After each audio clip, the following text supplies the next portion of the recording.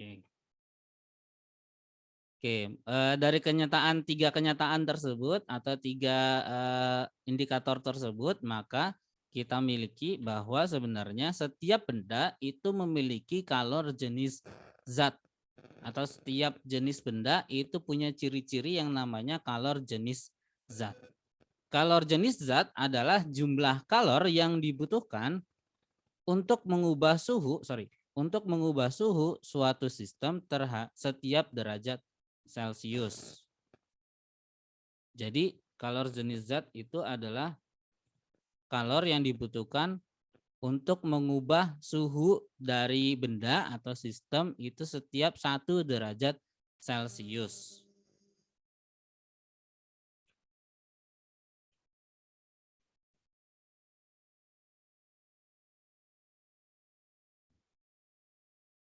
Sebentar, Bapak ini dulu. Ada yang error.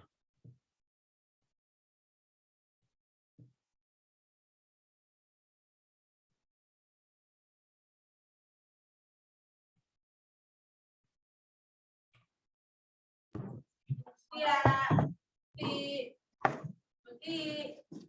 ya, dek,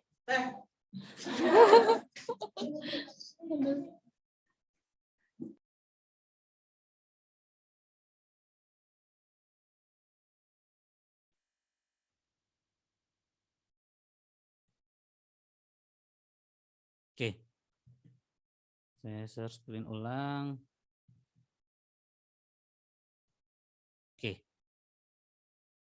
Nah, ini saya ulangi tadi, setiap jenis benda atau setiap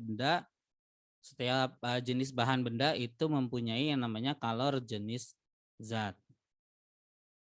Di mana jumlah kalor jenis zat adalah jumlah kalor yang dibutuhkan untuk mengubah suhu suatu sistem dari setiap derajat Celcius. Nah, jumlah kalor yang dibutuhkannya itu kita lihat di sini ada Q. Q adalah jumlah kalor yang dibutuhkan.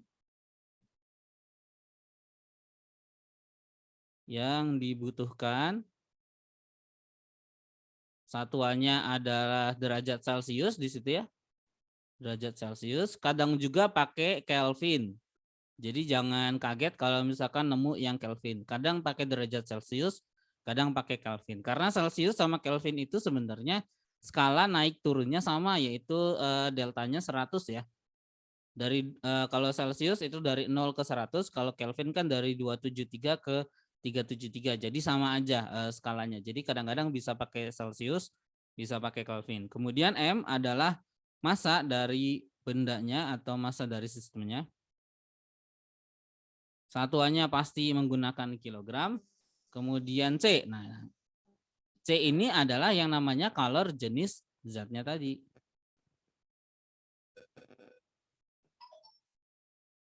Satuannya adalah joule per kilogram derajat Celcius, atau kadang-kadang pakainya joule per kilogram derajat Kelvin. Ini bisa pakai dua ini. Kemudian delta T pasti perubahan suhu.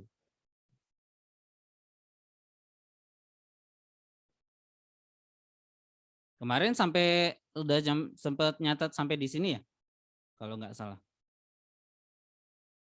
belum Pak. Belum ya? Oke, jadi setiap zat atau setiap bahan itu punya ciri-ciri yang namanya kalor jenis zat.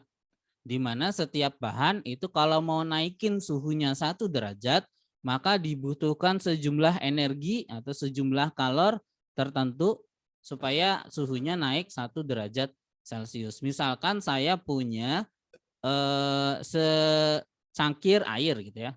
Bukan secangkir, sepanci lah. Ini misalkan panci gitu ya. Nah, pancinya saya isi air. Ya, nah, untuk menaikkan suhu air, tadinya misalkan suhu airnya ini sekitar 18 derajat Celcius.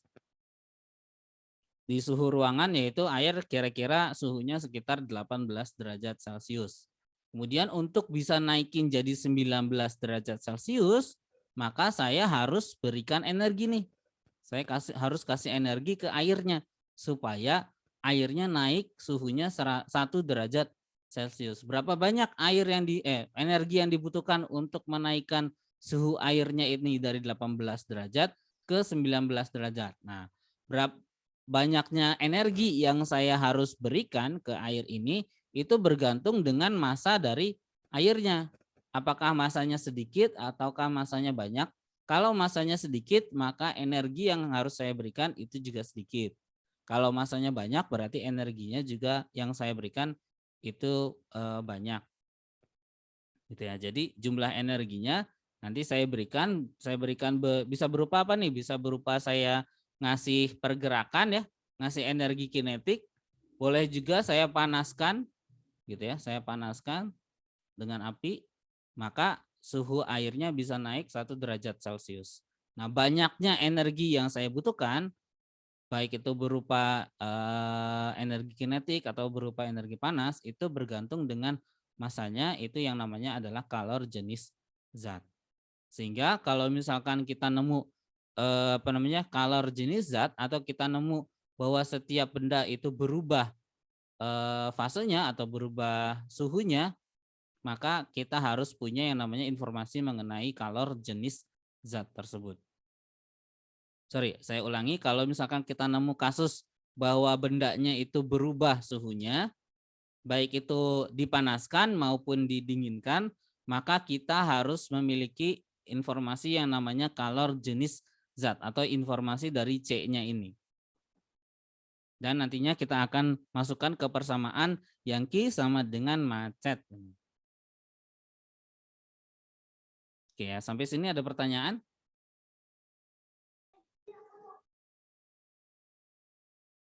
Enggak ada? Enggak ada, oke. Nah, setiap benda itu punya, saya bilang tadi punya kalor jenis zat tadi. Nah, di sini ada informasi beberapa benda ya, beberapa kalor jenis zat dari setiap bahan, yaitu ada aluminium, copper, glass, gold, ice, iron, kemudian substansinya ada lead, lead itu timah ya. Kemudian ada mercury, silver, steam, steam itu berarti uap air, dan water. Nah, bisa dilihat di sini siapa yang memiliki kalor jenis zat yang paling besar. Kelihatan ya? Yang mana yang punya kalor jenis zat paling besar?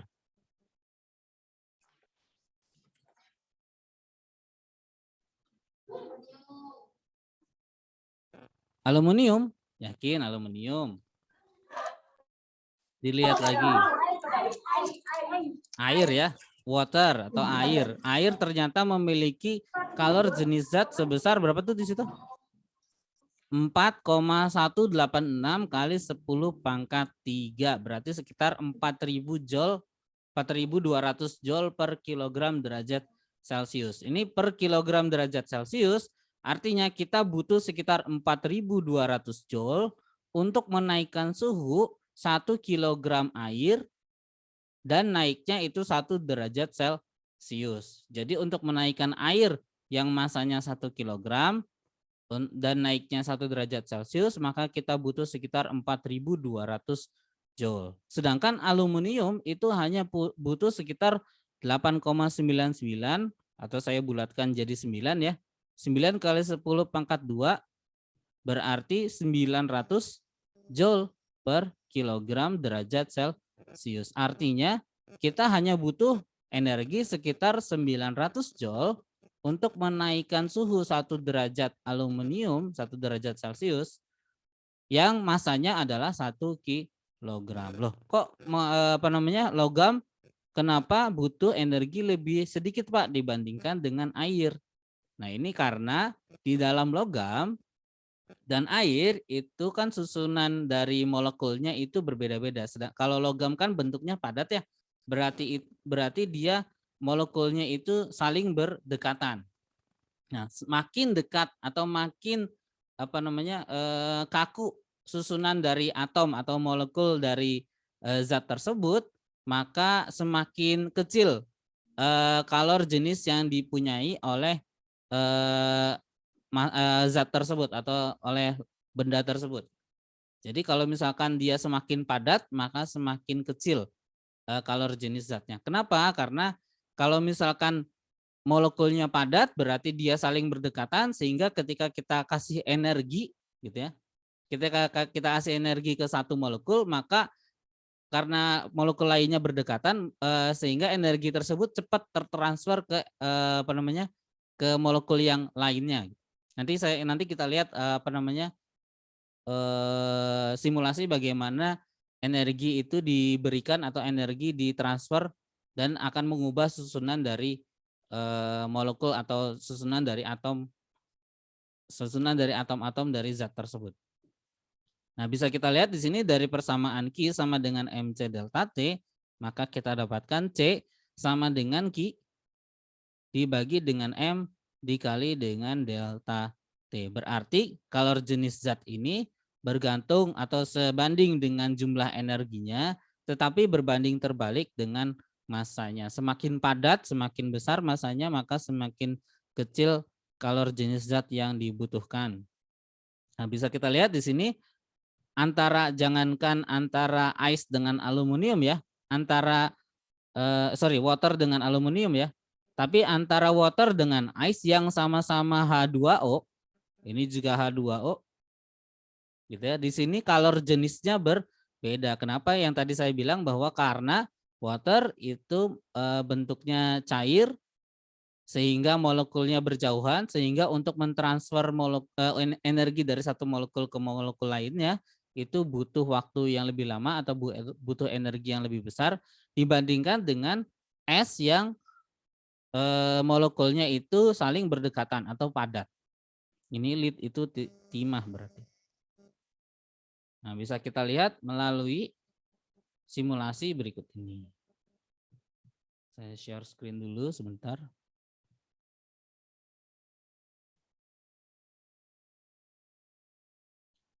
Nah, di sini saya punya gas, kelihatan belum? Simulasinya kelihatan belum? Kelihatan ya? Kelihatan, Pak. Di sini ada, saya ganti dengan substansinya atau zatnya itu water ya, atau air. Saya ganti ininya juga menggunakan suhu derajat Celcius. Maka kita bisa lihat di suhu negatif 127 derajat Celcius, berarti waternya bentuknya apa nih? Solid, liquid, atau gas?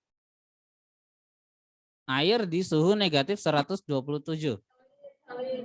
Solid ya, atau padat, atau bentuknya adalah es. Nah, bisa kita lihat bahwa ketika dia bentuknya es, maka molekul-molekul dari air ini saling berdekatan.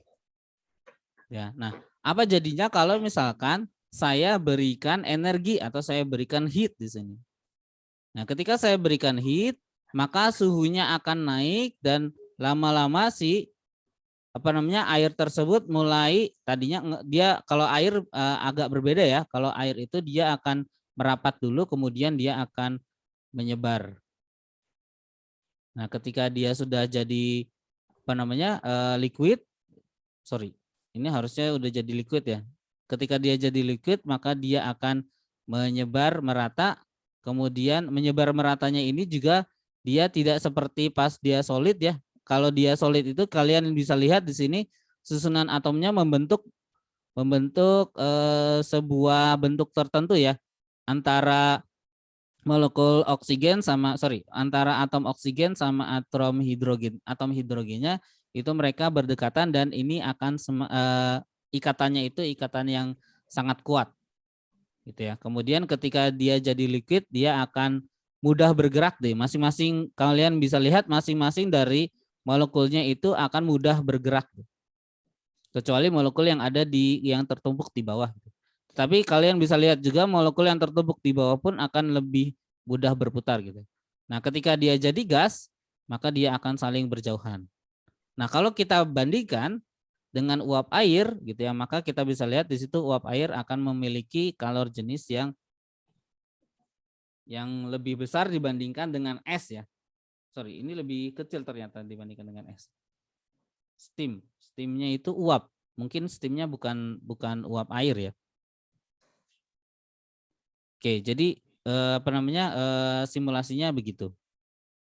Ini ketika kita mau mengubah fase atau dari solid ke gas, gas ke dari padat ke cair, cair ke gas. Saya balik lagi ke PowerPoint yang tadi.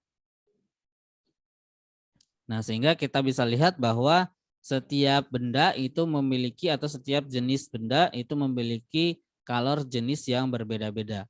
Sehingga kita bisa katakan bahwa energi yang kita butuhkan untuk menaikkan suhunya setiap 1 derajat Celcius itu juga berbeda-beda. Oke, next. Nah, kemudian ada yang namanya selain kalor jenis zat, ada yang namanya kalor laten zat. Nah, kalor laten itu adalah kalor yang dibutuhkan untuk mengubah wujud suatu zat. Jadi kalor laten itu adalah kalor yang dibutuhkan, banyaknya kalor yang dibutuhkan untuk mengubah wujud. Nah, mengubah wujud ini berarti ada 3 nih wujud dari sebuah zat, yaitu ada padat, ada cair, ada gas. Nah, kalau misalkan kita punya sebuah zat, misalkan tadi air ya, dia punya bentuk padat, kemudian supaya dia berubah jadi cair, maka kita selain kita butuh kalor untuk menaikkan suhunya, kita juga butuh sejumlah kalor untuk mengubah, hanya untuk mengubah wujudnya saja, tidak untuk menaikkan suhunya. Jadi hanya untuk mengubah wujudnya saja. Nah, di sini bisa kita lihat bahwa antara 3 fase tadi, padat, kemudian cair, kemudian gas gitu ya. Nah, ini kan berarti dari padat ke cair, kemudian dari cair ke gas. Maka kalor laten ada 2 macam, yaitu ada yang namanya kalor uap atau kalor embun dan kalor lebur atau kalor beku ya. Jadi jenisnya ada 2, yaitu kalor uap dan kalor lebur. Yang mana yang kalor laten? Nah, ini nih yang U. U adalah kalor uap. L adalah kalor lebur. Sehingga kalau untuk mengubah cair menjadi gas, maka dibutuhkan sejumlah kalor bergantung sama jenis zatnya tadi. Maka jumlah kalor yang dibutuhkan untuk mengubah wujudnya dari cair ke gas yaitu U. Kemudian dari padat ke cair berarti L. Kebalikannya juga sama. Ini juga kebalikannya sama. Kalau dari padat ke gas juga sama. Ini pakainya U biasanya. Sorry, gas ke padat berarti nyublim ya. Ini berarti ininya beda. Harus meloncati ini berarti U ditambah dengan L. Ini berarti U tambah L.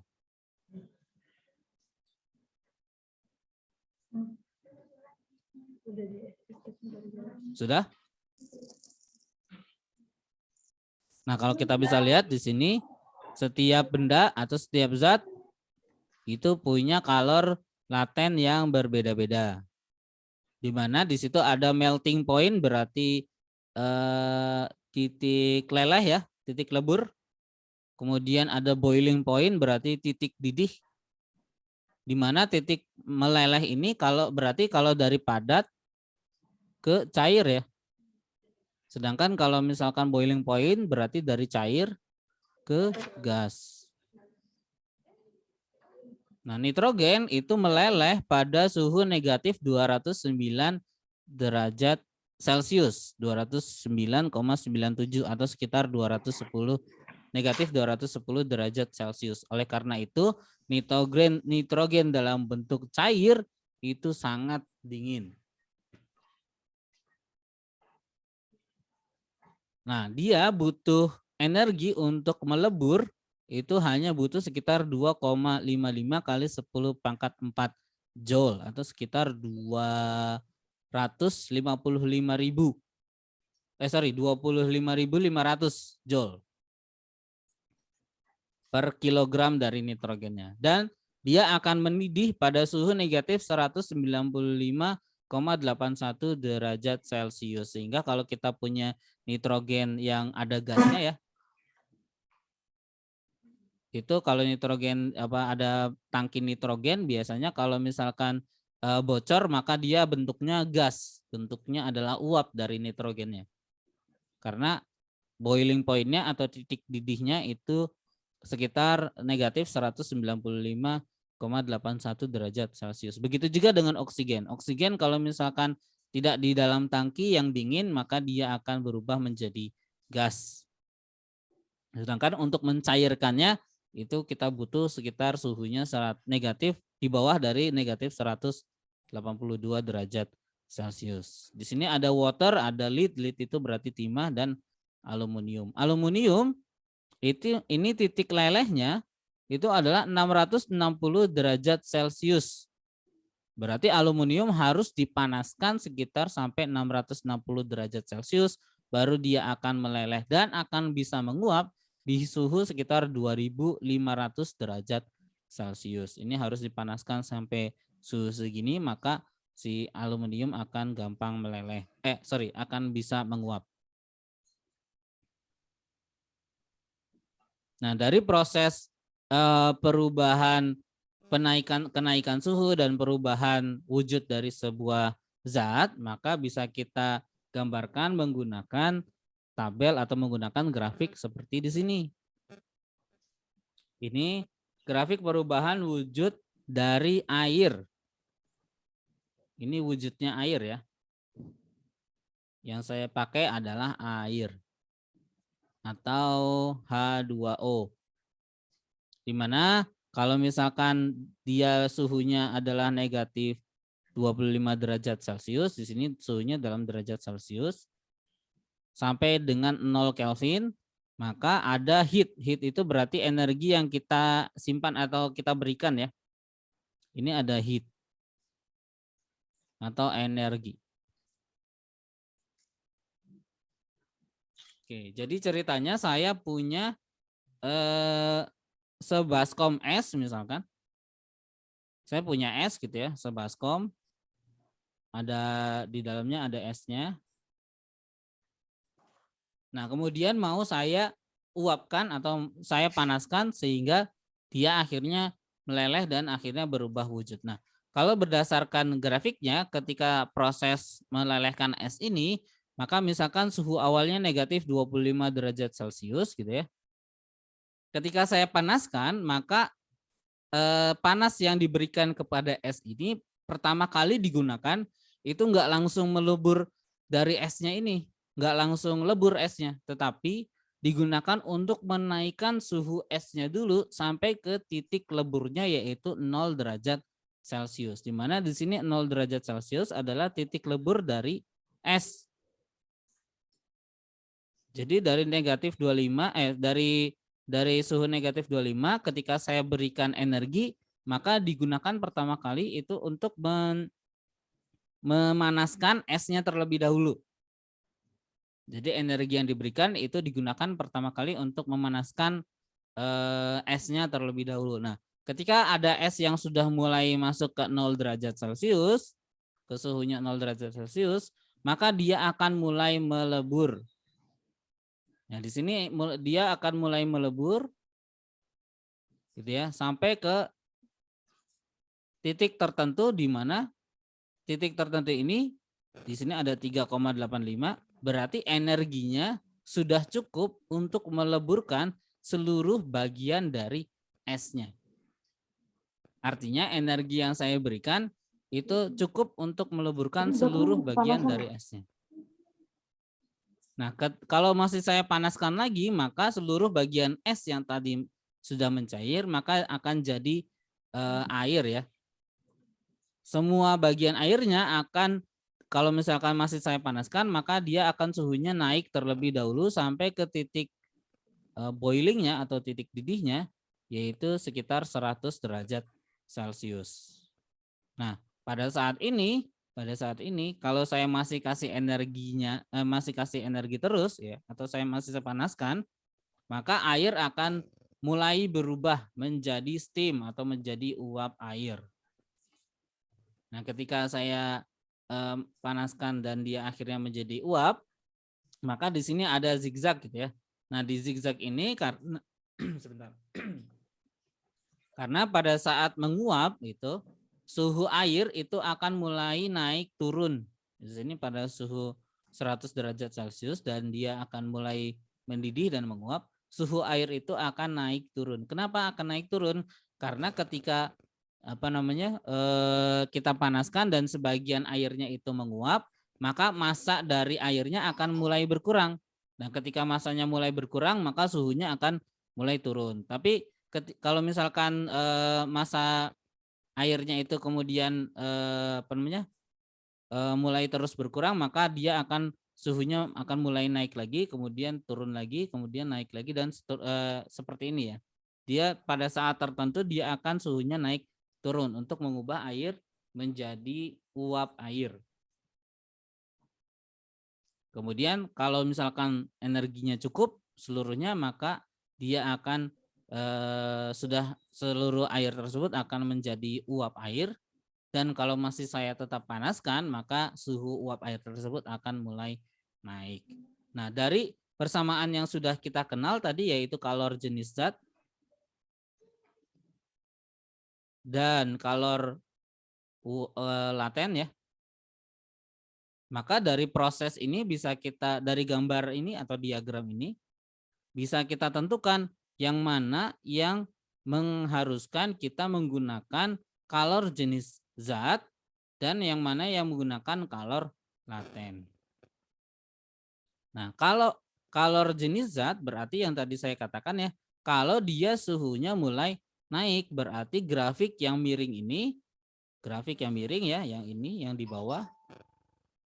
Kemudian proses A ya, kemudian proses C dan proses E, maka dia kita gunakan persamaan yang menggunakan kalor jenis zat, yaitu Q sama dengan M dikali C dikali dengan delta T karena dia ada perubahan suhunya. Sedangkan yang datar ini berarti dia menggunakan kalor laten. Nah, kalor laten kan ada dua tuh, ada uap sama ada lebur ya. Ada lebur dan ada uap. Nah, kita gunakan bergantung sama perubahan fasenya. Kalau misalkan airnya itu berubah fase dari padat menjadi cair, berarti dia melebur. Kalau dia berubah fasenya dari cair menjadi gas, berarti dia menguap. Berarti di proses B di sini pakainya adalah Q sama dengan massa dikali dengan kalor leburnya. Kemudian kalau di sini berarti Q sama dengan massa dikali dengan kalor uapnya. Sedangkan di proses A, C, dan D itu semuanya pakai yang ini. Sorry, bukan ini. Yang E harusnya.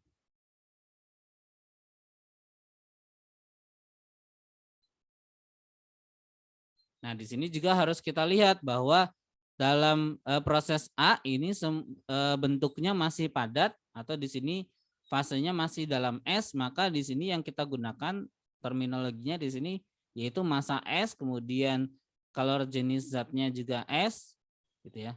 Tapi kalau misalkan di sini di C ternyata sudah jadi air, maka kita gunakan di sini massa air, kemudian di sini C-nya juga kalor jenis air. Sedangkan kalau di E berarti kita gunakan masanya masanya uap air atau masanya steam, dan kalor jenisnya berarti kalor jenisnya uap air.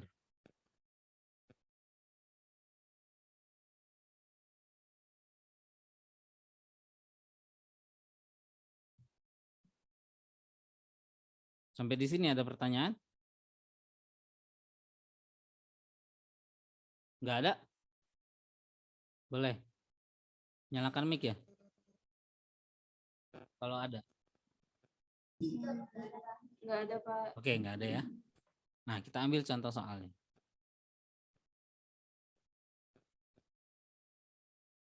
Contoh, misalkan kalor yang diperlukan untuk menaikkan suhu 1 kg es dari negatif 10 derajat Celcius menjadi 30 derajat Celcius adalah berapa?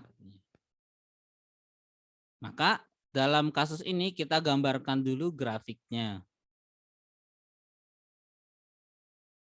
Kita gambarkan dulu grafiknya tadi. Ini grafik Dari jumlah kalornya yang dibutuhkan, ini grafik suhunya dalam derajat Celcius. Ini joule per kilogram, per kilogram. Nah, di sini kita punya 1 kilogram es, berarti diketahui massa esnya sama dengan 1 kilogram. Kemudian menjadi dari negatif 10 derajat menjadi 30 derajat Celcius. Berarti dari grafik ini bisa kita lihat bahwa es tersebut mulai atau memiliki suhu awal yaitu negatif 10 derajat Celcius. Kemudian saya panaskan atau saya berikan kalor sehingga dia suhunya naik sampai ke suhu 0 derajat Celcius. Ternyata nggak cuma sampai situ, dia tetap naik sampai suhunya 30 derajat Celcius. Tetapi kan di sini tadi karena bentuknya es, maka es tersebut akan melebur terlebih dahulu. Gitu ya. Ketika dia melebur, maka dia harus memiliki kalor lebur namanya. Nah, kemudian setelah semua bagian esnya melebur atau mencair, maka dia akan mulai naik lagi suhunya, yaitu sampai ke suhu 30 derajat Celcius. Di sini misalkan sampai suhu 30 derajat Celcius. Nah, kalau saya namakan prosesnya di sini proses A yang pertama, kemudian di sini proses B dan proses C, maka ada 3 buah proses yang dibutuhkan untuk menaikkan suhu suhu es yang beratnya 1 kg atau massanya 1 kg dari negatif 10 derajat Celcius menjadi 30 derajat Celcius. Sehingga banyaknya kalor yang dibutuhkan itu adalah banyaknya kalor total dari proses-proses tersebut. Ya, di sini ada proses A, proses B, dan proses C.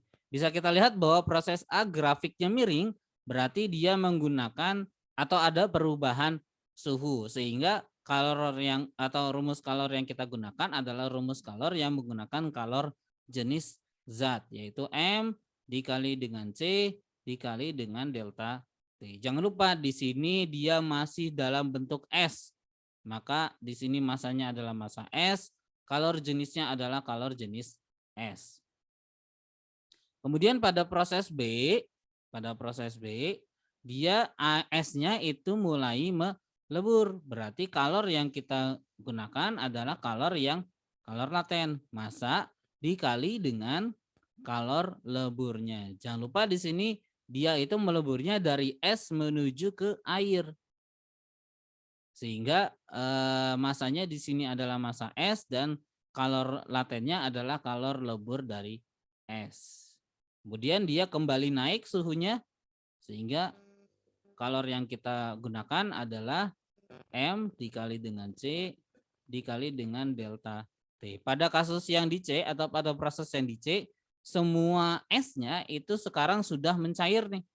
Maka di sini masanya adalah massa air dan C-nya adalah C air.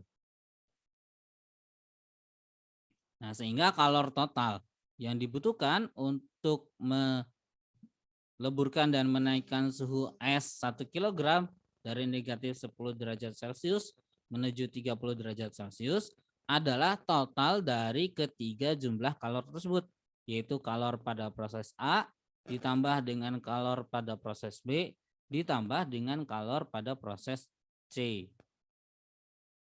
Qi katanya sini M dikali C dikali dengan delta T. M kali C kali delta T. Dimintanya adalah S, berarti sini S. B itu katanya M dikali dengan L. Berarti massa dikali dengan kalor lebur. Ini juga masih bentuknya S. Ditambah dengan MC delta T lagi, tetapi sudah dalam bentuk air.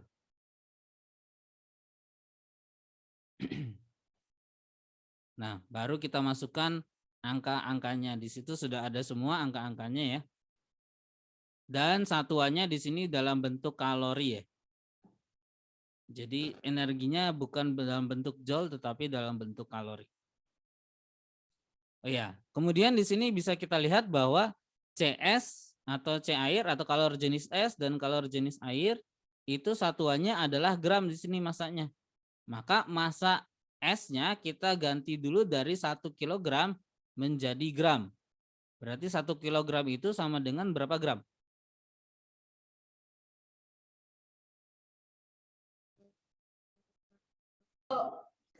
Seribu ya. 1 kilo itu sama dengan 1000 gram. Berarti nanti kita masukkan di sini nilainya semuanya 1000 ya. Oke, kita mulai masukin angka-angkanya. Dari proses A, massa esnya berapa?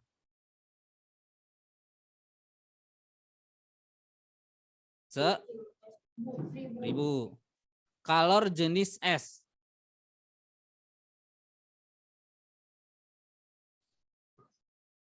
Apa di sini tulisannya? CS ya? Berapa? 0,5. Perubahan suhu air, suhu es. Ini nih 0,5 tuh. Sini ada informasi. Oh iya ada. Ada. Kalau terus kalor jenis es udah, perubahan suhunya es dari mana ke mana? Dari mana ke mana? Dari negatif 10 ke 0 ya. Berarti kalau delta itu kan biasanya akhir ya, dikurangi dengan awal ya. Sehingga kalau delta T yang proses A itu berarti akhirnya berapa tuh? Akhirnya berapa? Akhirnya 0. Awalnya negatif 10. Berarti nanti 0 ya. 0 dikurangi dengan negatif 10. Oke, kita lanjutkan dulu penulisan angkanya. Massa esnya masih 1 kg yaitu 1000 gram. Dikali dengan kalor lebur es. Berapa tuh? 80. Ditambah dengan, nah sekarang tadinya masih jadi es, sekarang sudah jadi air. Berarti kira-kira massa airnya berapa nih?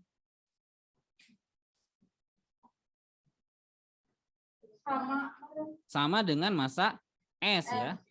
Sama dengan massa es. Kenapa sama dengan massa es? Karena tadinya es ini mencair dan seluruh bagian dari esnya itu mencair. Berarti kalau kita punya 1 kg es, seluruhnya mencair. Berarti seluruh esnya tadi akan berubah menjadi air 1 kg. Jadi massa airnya ini sama dengan massa es, yaitu sama-sama 1000. Kalor jenis air 1. Perubahan suhunya 40. Yakin. Dari mana ke mana? Dari 0 ke 30. Berarti akhirnya 30 ya, dikurangi. Kelihatan nggak sih sampai ujung sini? Kelihatan ya masih? Oke, sekarang kita hitung. 1000 kali 0,5. 500 dikali dengan berapa nih? 0 dikurangi negatif 10. 10 ya. Ditambah dengan berapa nih? 80.000. Ditambah dengan 30.000 ya. Berarti ini saya ganti aja jadi 5.000 langsung ya.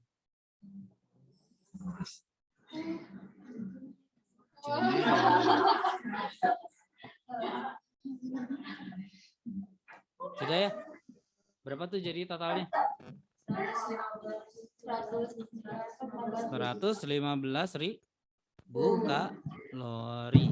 Maka energi yang kita butuhkan untuk mengubah es 1 kg dari suhu negatif 10 sampai ke 30 derajat Celcius adalah sekitar 115.000 kalori.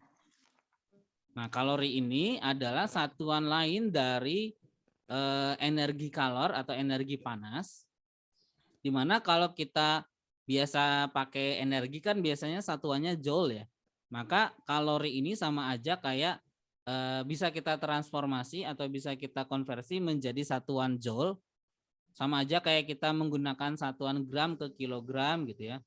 Kemudian dari senti ke meter, maka ini juga bisa kita transformasikan, di mana 1 kalori itu sama dengan 4,2 joule. Ya. Pak, gimana kalau mau menjadikan dari joule ke kalori? Ya tinggal kita balik aja. Maka 1 joule sama dengan 1 dibagi dengan 4,2 kalori. Sehingga kalau ternyata di soalnya ditanyakannya dalam bentuk joule, maka kita transformasikan aja ini 115 kalori menjadi joule. Berarti 115 dikali dengan 115.000 ya, dikali dengan 4,2. Sehingga totalnya adalah berapa tuh? 115 dikali 4,2.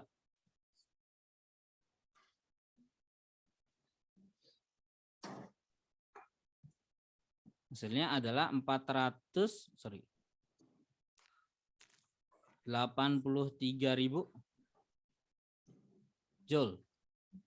Nah, dalam bentuk joule, maka energi yang kita butuhkan sekitar 483.000 joule.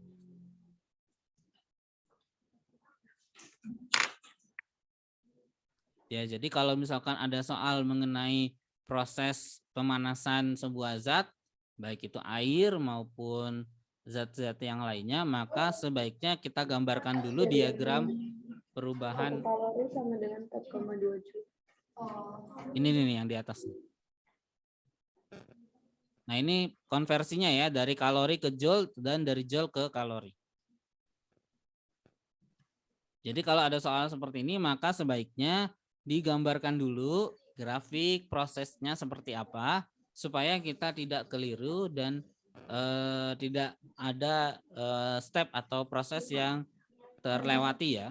Karena kalau untuk memanaskan es itu berarti harus lebur dulu esnya, atau ada proses B-nya dulu sebelum dia akhirnya naik menjadi air yang suhunya 30 derajat Celcius. Sampai di sini ada pertanyaan? Mangga dicatat dulu. Gimana? Enggak ada? Bapak ulangi lagi tapi kayak soal beda gitu. Tapi jenisnya sama. Dari mana ulanginya? Ulangin tapi contoh soalnya beda tapi jenisnya sama. Jenisnya sama. Iya, soal lain. Soalnya beda. Oh, soal lain. Sebentar ya, Bapak cari dulu soalnya karena di sini udah masuk ke latihan soal.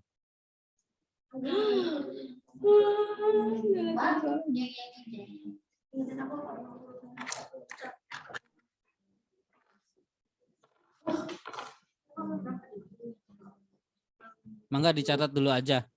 Bapak cari soalnya dulu.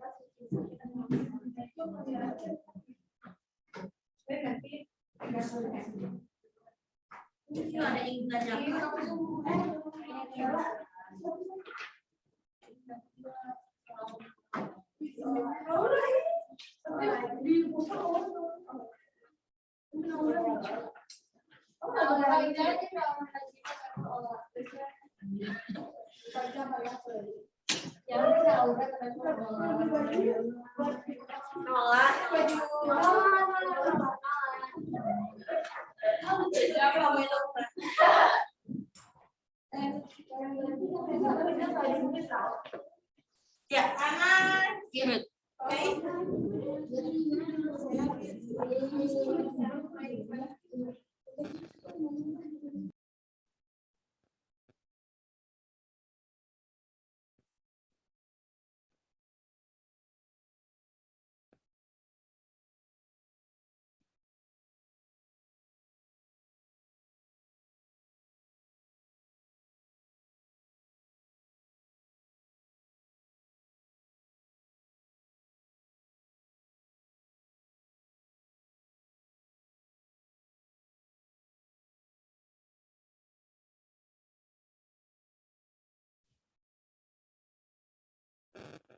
Bapak nggak nemu soal yang sejenis nih, karena sebenarnya ini tuh adalah soal yang tipe yang seperti ini ya. Ini soal yang biasa dipakai anak SMP kelas 9. Jadi untuk soal dengan jenis yang sama, yang tipe yang sama, itu Bapak nggak nemu di materi-materi di SMA kelas 11. Tapi kalau mau kalau mau ambil soal yang berkaitan dengan kalor jenis dan kalor laten, maka kalian bisa buka bukunya halaman 272, buku paket. Nah, di soal nomor 272 dan 273. Nah, di situ ada soal UN 2018 nomor 8 dan UN 2017 yaitu nomor 9. Itu berkaitan dengan kalor jenis zat dan kalor laten. Kalau kalian buka bukunya, di situ halaman 272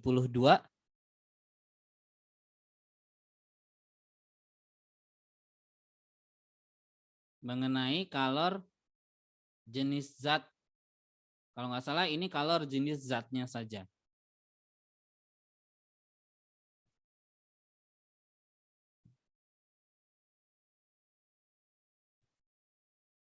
Nomor 8.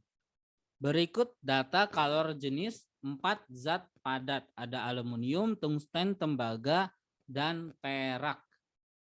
Di situ ada informasi kalor jenis zatnya, yaitu itu pakainya joule per kilogram derajat Celcius ya. Ditambahin tuh di kalor di bagian tabel atasnya kalor jenis itu ditambahin joule per kilogram derajat Celcius. Nah, katanya keempat zat padat tersebut dengan massa yang sama itu diberi energi atau diberi kalor dengan jumlah yang sama. Misalkan keempat zat tersebut sama-sama Bapak kasih sekitar 100.000 joule keempat zat padat tersebut atau keempat logam. Nah, katanya pertanyaannya urutkan zat yang mengalami kenaikan suhu dari yang tertinggi ke terendah. Berarti kira-kira logam mana yang memiliki suhu paling tinggi ketika Bapak kasih energi sama-sama energinya sama yaitu sebesar 100.000 joule. Nah, ini bisa kita pecahkan dengan menggunakan informasi hanya dengan menggunakan informasi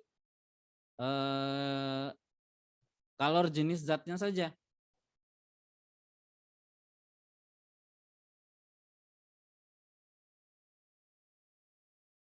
Nah, dari informasi kalor jenis zat ini sama aja atau kita bisa misalkan masing-masing zat ini itu memiliki 4, saya belum share screen-nya ya.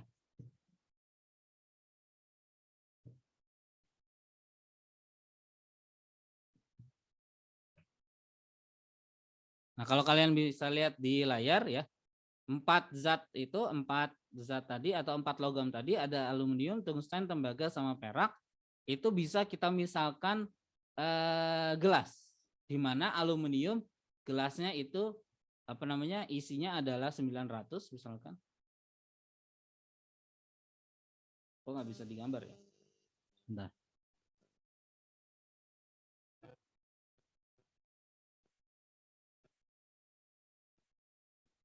Nggak bisa Bapak gambar ya ini soalnya.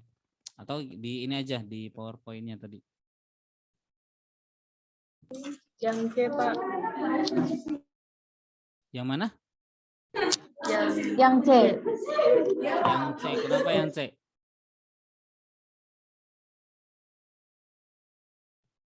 Kenapa yang C? Ada yang jawab? Yang C, Pak. Kenapa?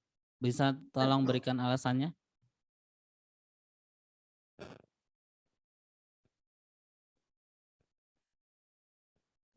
Karena pas di Karena kalau dihitung gitu. Karena pas dihitung Kalau gitu. gitu. Iya benar. Iya.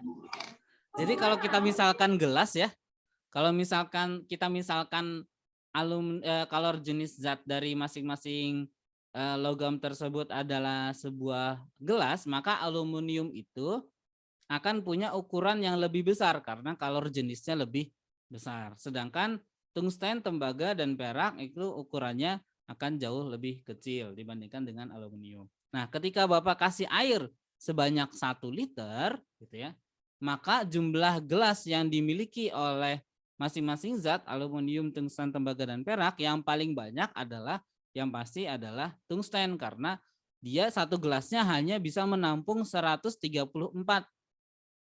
Berarti untuk menampung 100.000 dibutuhkan banyak gelas gitu ya. Nah, banyak gelasnya ini bisa kita misalkan sebagai kenaikan suhunya. Maka yang paling gampang atau paling tinggi suhunya adalah tungsten, betul.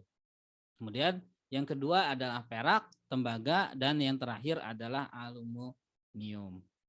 Betul. Kalau gitu alasannya ya. Tapi jawabannya betul. Alasannya yang kurang ya.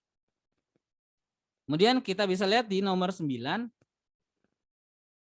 ada grafik. Grafik di bawah ini merupakan data yang diperoleh dari pemanasan bubuk sampel zat tertentu yang masanya adalah 0,1 kg. Nah, di sini diminta kalor jenis sampel zat tersebut pakainya apa atau berapa besar. Maka kita gunakan persamaan Q sama dengan MC delta T tadi.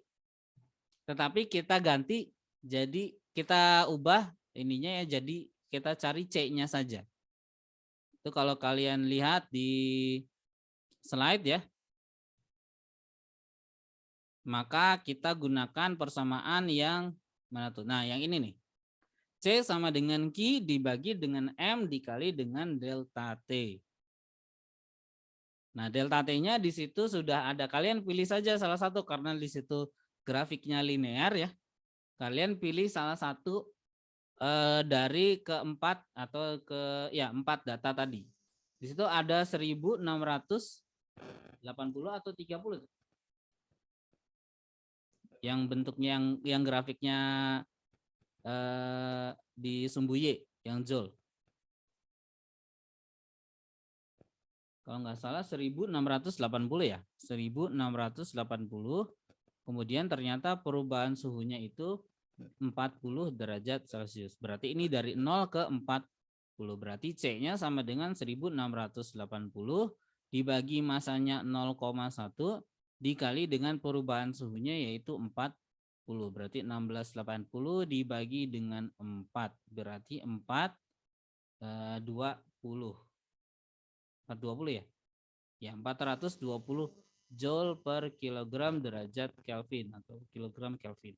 Sehingga jawabannya adalah B, yaitu 420 Joule per kilogram Kelvin.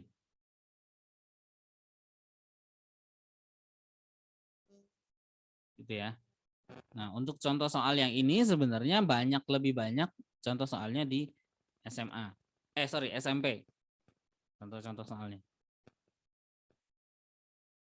Nah, sekarang langsung saja ke latihan soalnya. Masih mengenai kalor jenis zat. Nah ini. Sejumlah es bersuhu 0 derajat Celcius dicairkan menggunakan kalor sebanyak 42.000 Joule. Yang ditanya adalah massa es tersebut berapa? Dengan informasi kalor lebur es yaitu 80 kalori per gram, di mana 1 kalori sama dengan 4,2 Joule.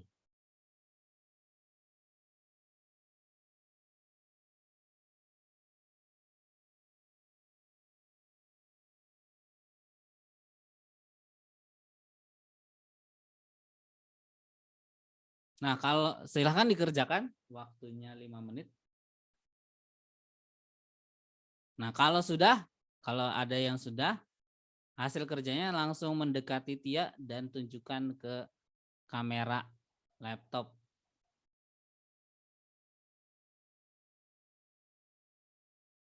Waktunya 5 menit dari sekarang.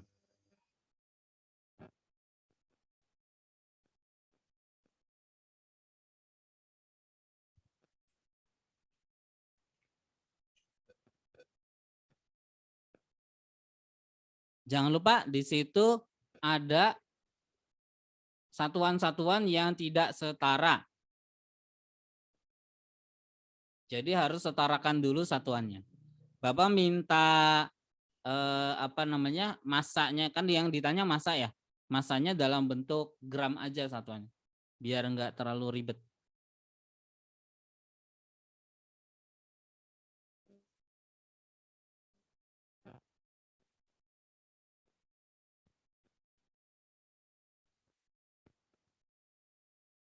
Empat menit lagi.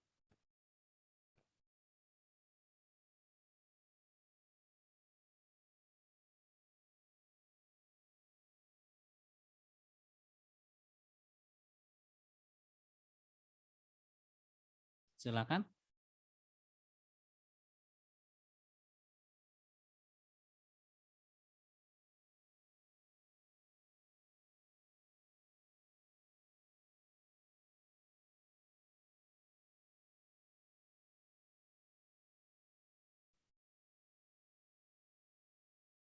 Kalau yang sudah dapat hasilnya, silakan mendekati langsung ke Tia, kemudian tunjukkan ke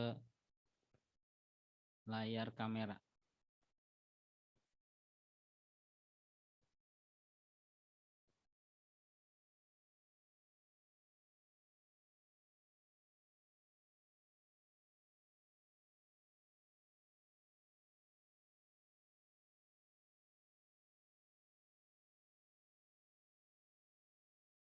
Bapak, Ya, hasilnya ada komanya, Pak. enggak, hasilnya tidak ada komanya. Nggak ada. Hasilnya enggak ada komanya. Bapak nggak tahu hasilnya. Tunjukkan aja dulu caranya, nanti biar bisa Bapak koreksi. Yang mana kira-kira yang salah.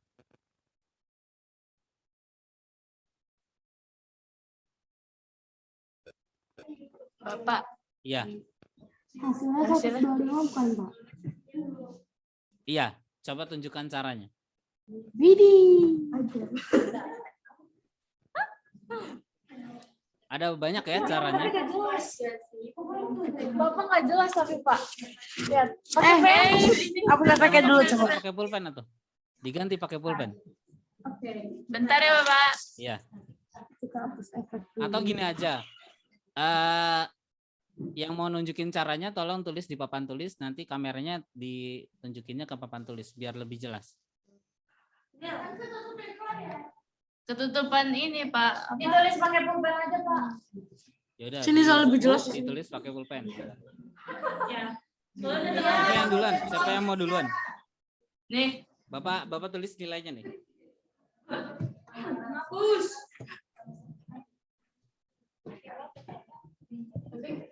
Kamu Tunjukkan, tulis pakai pulpen, kemudian tunjukkan ke kamera laptop biar Bapak bisa lihat. Terus sebutkan namanya supaya bisa langsung Bapak catat nilainya. Bapak. tunggu, Pak. Masih ada 1 menit lagi, nyantai aja.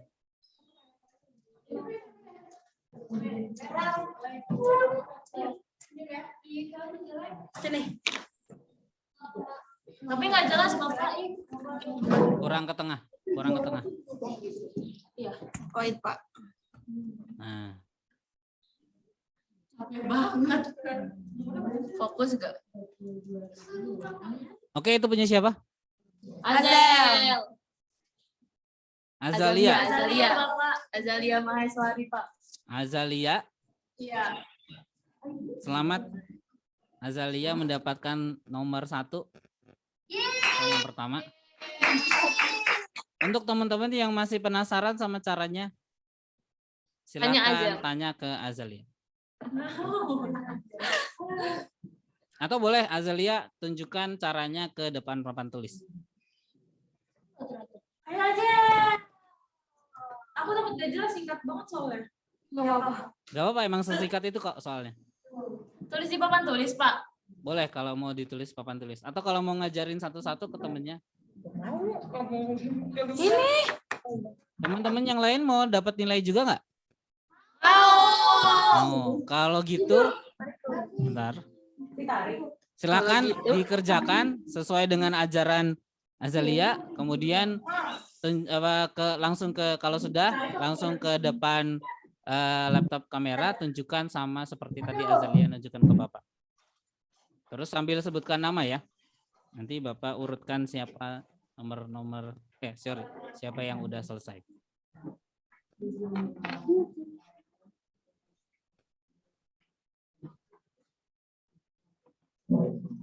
Kalau ada yang mau pakai cara lain boleh.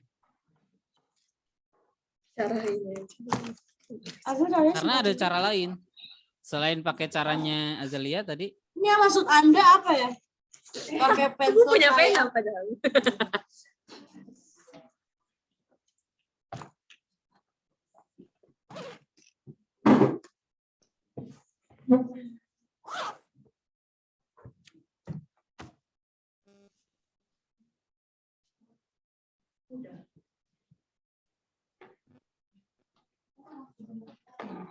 Ya, begitu caranya ya. Jadi 42.000 joule itu kalian ubah dulu menjadi kalori.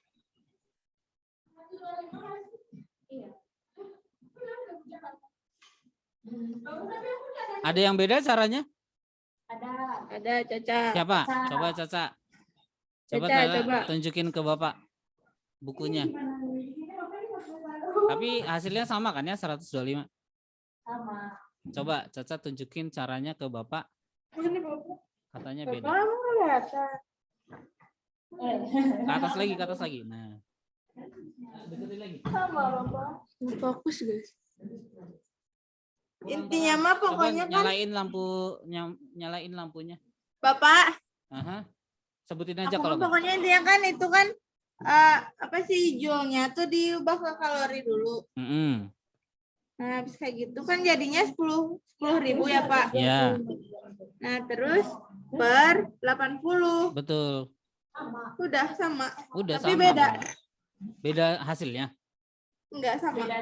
Beda cara sama hasil. Aku langsung dibagi gitu loh, pokoknya tuh aja ada 1 per gitu-gitunya aku kayak gitu. Oh, iya. Berarti caranya nggak beda. Caranya nggak beda. Sama, tapi cuman prosesnya aja Caca skip. Iya, beda. Ada yang di skip Caca proses di tulisannya ya. Langsung gitu. Nah, cara lain adalah Caca Bapak kasih nilai dulu. Yang lain? Udah. Silakan maju ke depan, sebutkan namanya. Pak. Satu. Tia. Tia. Bapak Tia. Terus? Tia, Raudia. Erva. Mana? Tia, Sabar Raudia, Erva. satu-satu. Antri satu-satu. Satu-satu. Ini Habis Tia. dulu. Raudia. Dia. Ini Erva, Pak. Bapak ini Erva. Nah, terus? Ini Lailia Pinanti, Pak. Tunjukin. Lailia, Bapak. Itu Lailia. Terus? Ini Giska. Oke, Giska. Saya udah belum?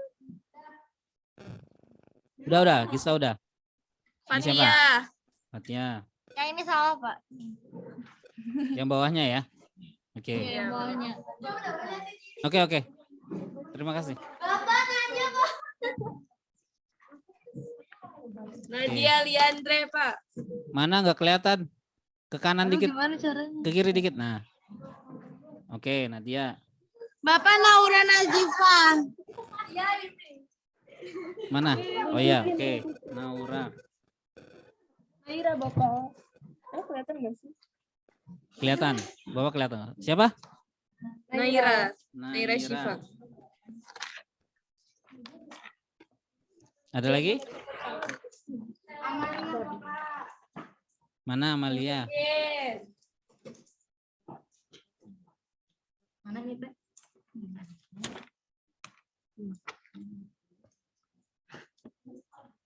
Oke, siapa namanya tadi? Amalia Setia. Amalia. Bapak saya. Ih, udah habis. Merah, Luma. Nggak Kelihatan nggak sih, Pak? Merah Alma kelihatan. Merah apa, Pak? Merah sama Falasebong.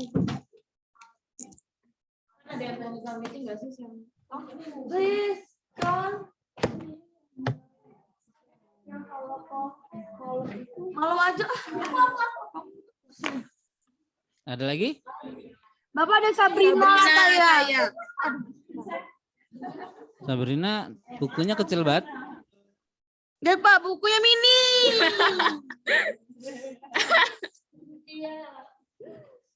Ya, oke. Nanti Ini, disalin ke Pak. buku. Nashwa Aulia. Naswa Aulia. Oke. Sedih banget sih kayak gini. Bapak mau offline.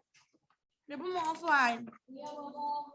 Bapak, Sheila Najwa. Mau offline apa mau pulang? Mau pulang. Siapa? Mau offline. Siapa nih? Siapa nih? Sheila, Bapak. Sheila. Please don't be in love with someone else. Pensilku mana? Ada lagi? Sudah, Pak. Udah semua, Udah? Pak. Yang kurang. Yang sakit, Yang Pak. sakit Nashwa Warda sama Dewinta sakit. Naswa Warda sama Dewinta kan ya? Dewinta sakit. Yang di sini udah pada udah semua. Udah. Mutia gimana Mutia? Halo Mutia. Mutia, ayo Mutia. Mutia, ayo jawab. Nih, nyontek di aku nih. Nih. Mut, cepetan Mut. Salin Mut. Mut SS Mut. Nih, SS Mut. Mut, ayo Mut.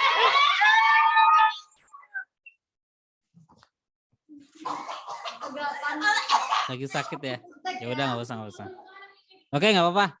Kita karena waktunya juga sudah mau menjelang habis ya.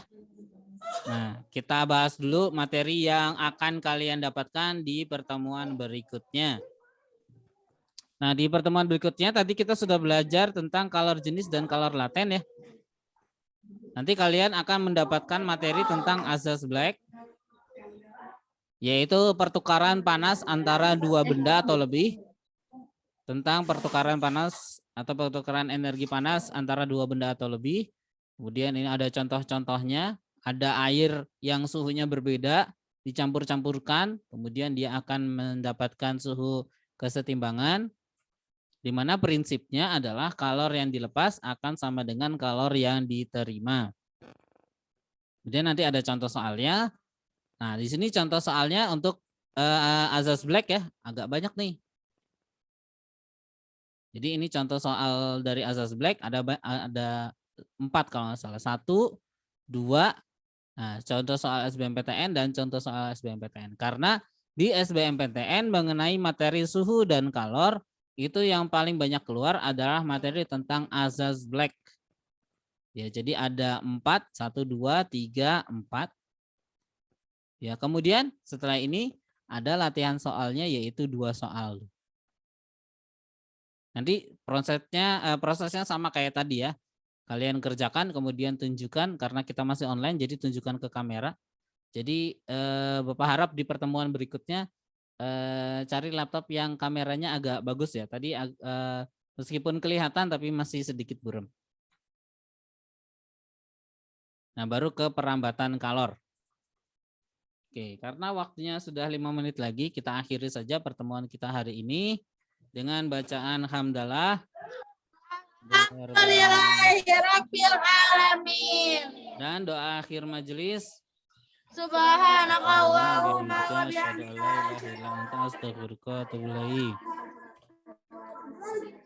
Sebelum Bapak ya. Ini apa recordnya ditaruh di GCR. Di YouTube Bapak seperti biasa. Oke. Nanti Bapak posting di GCR. Nanti Bapak posting ke GCR. Oke. Sebelum Makasih, Bapak. Sebelum ditutup, Bapak seperti biasa screenshot dulu. Silakan kalian mendekat ke kamera. Oke, tahan. Bapak pegang. Oke, sip. Terima kasih. Yeay. Terima kasih Bapak pamit. Assalamualaikum. Semoga bermanfaat. Assalamualaikum warahmatullahi wabarakatuh. Waalaikumsalam warahmatullahi wabarakatuh. Dadah Bapak. Makasih Bapak. Makasih Bapak. Sama-sama. Dadah Bapak. Dadah Bapak.